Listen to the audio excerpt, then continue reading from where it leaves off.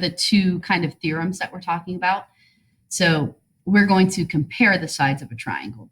It looks just like the Pythagorean theorem, but we're trying to see what this sign right here is going to be. So if it's equal to, what we've learned is it's a right triangle. That's what we learned yesterday, basically. A squared and B squared equals C squared. And it's always, I said it was always a right triangle.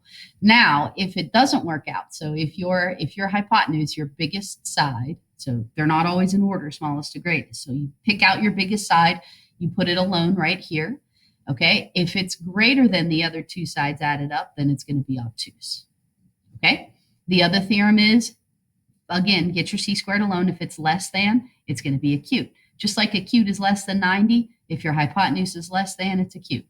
And just like obtuse is greater than 90, if your hypotenuse is greater than, then it's going to be obtuse.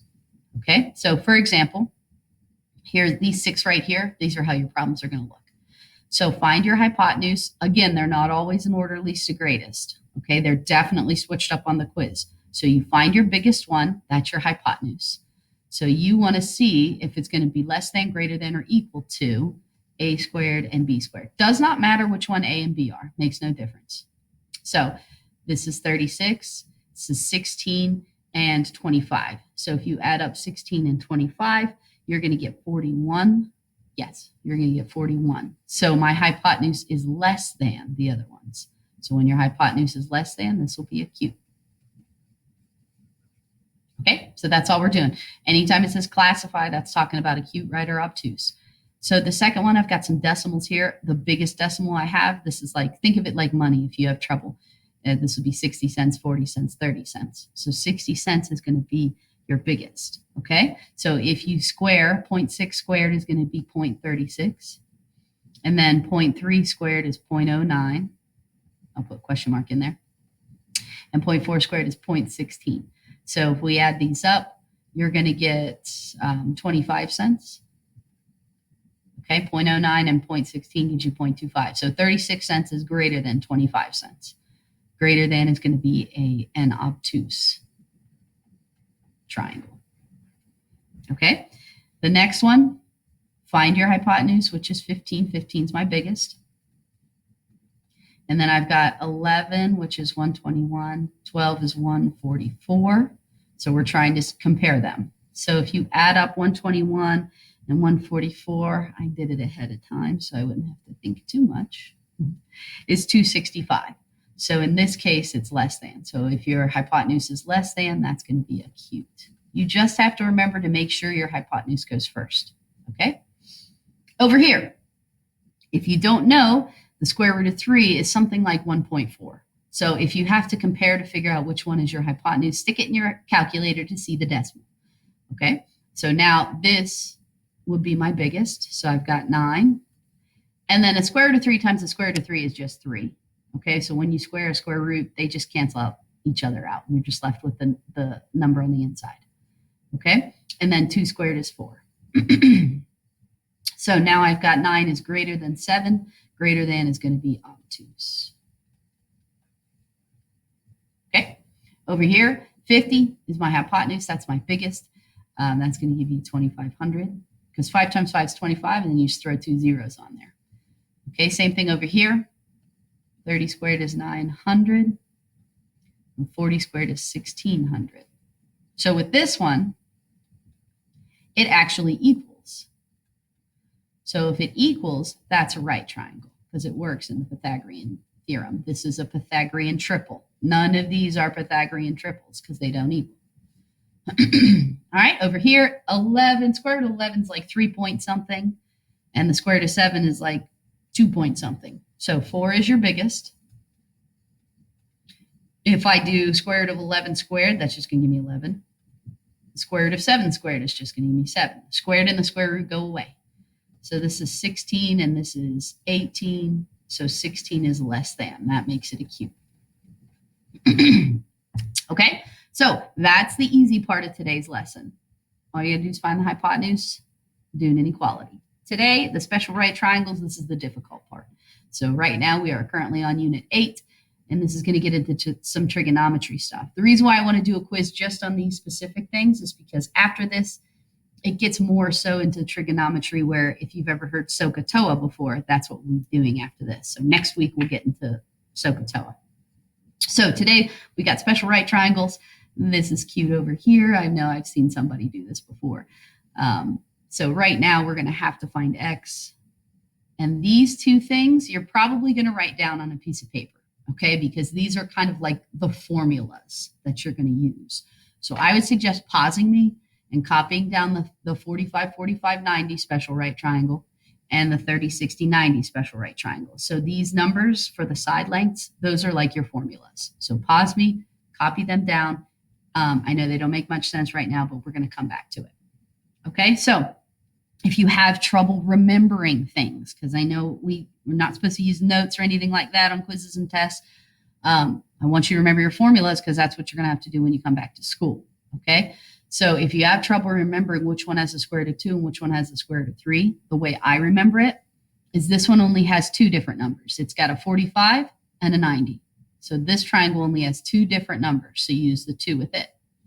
This triangle is 30, 60, 90. It has three different numbers, so you use the 3 in this one. That's how I remember it, okay? So keeping in mind, if it's a 45, 45, 90, two equal angles means you're going to have two equal sides here. So these are going to be the same value. Over here, you've got three different values, so I'm going to get three different side lengths as well. Some people like to see this as a ratio. So you'd have x, and then x squared root of 2. I'm going to show it. I'm going to show you how to solve these in two different ways because they get a little bit tricky. And some light bulbs will go off. Some people will understand it one way and some people understand it another. Over here, I'm going to go smallest to largest. So remember what we did last unit. Across from the smallest angle is the smallest side. And then 60 is my next biggest. And then my hypotenuse across from my 90 will be my largest side. So I'm going to show you two different ways on how to solve these. One with the ratio and one with just using the key.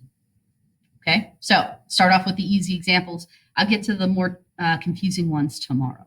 So right now, 45 and 45, two equal angles means I've got two equal sides here and here.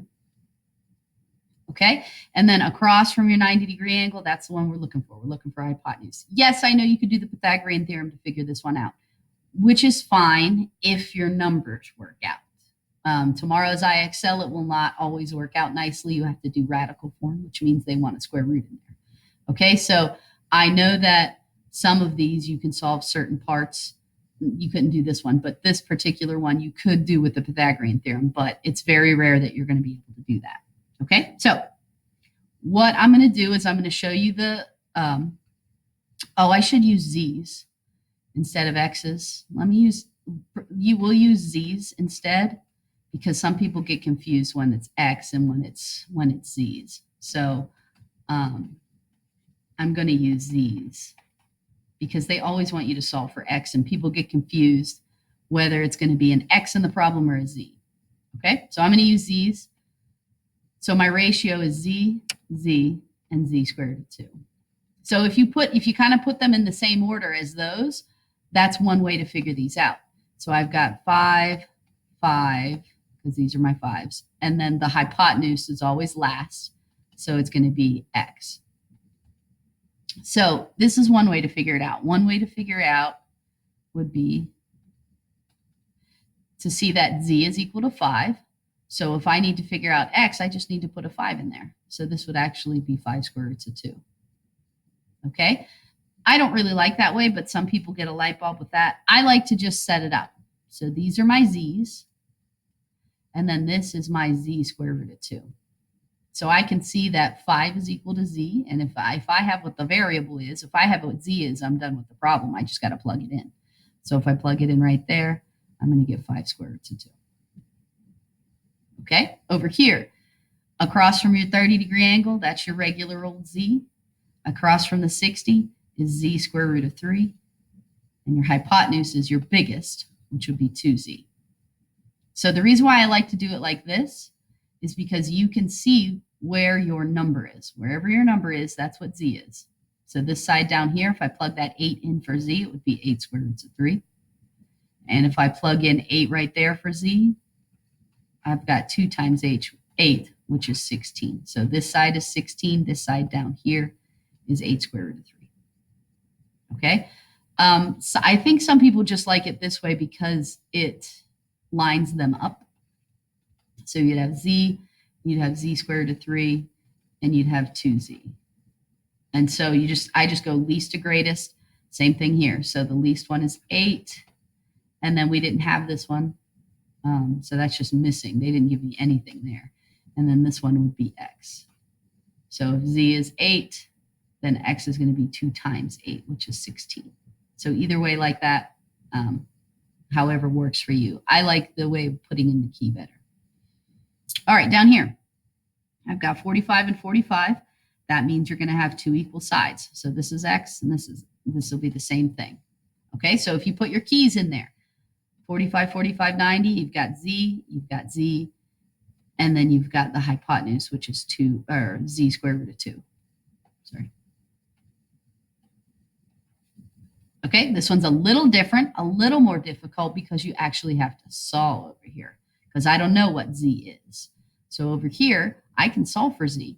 So you kind of think of it just like an algebra problem. To solve for z, since they times, you need to divide.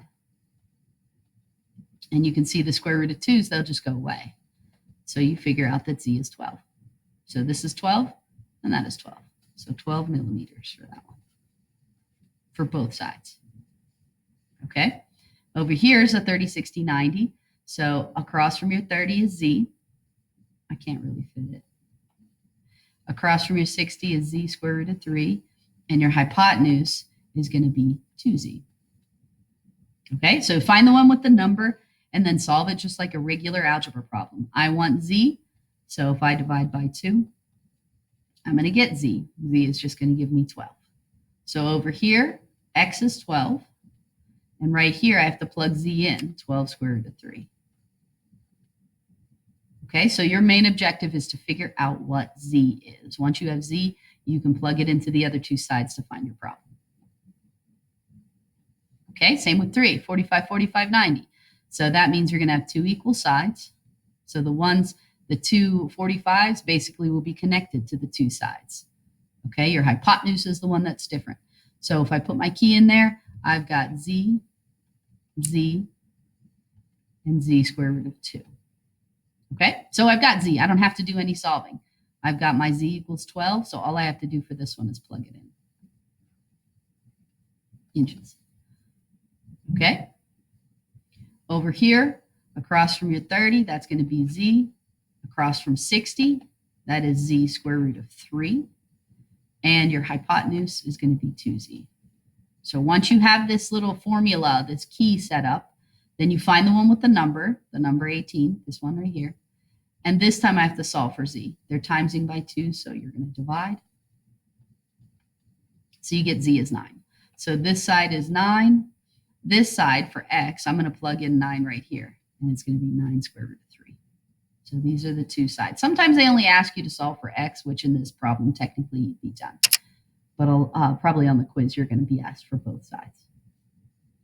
Okay, so pause me. I've got a bunch of examples still. So I still got I think 6. Yeah, I've got 6 more examples. So try one. Pause me and see if you can do it. Okay. So 90, 60 makes this 30. This will be your z. Across from the 60, which is x right here, is going to be your z square root of 3. And across from your 90, your hypotenuse is 2z. Once you have your key in there, find the one with the number right here. And this time I have to solve for z. So I'm going to divide by 2.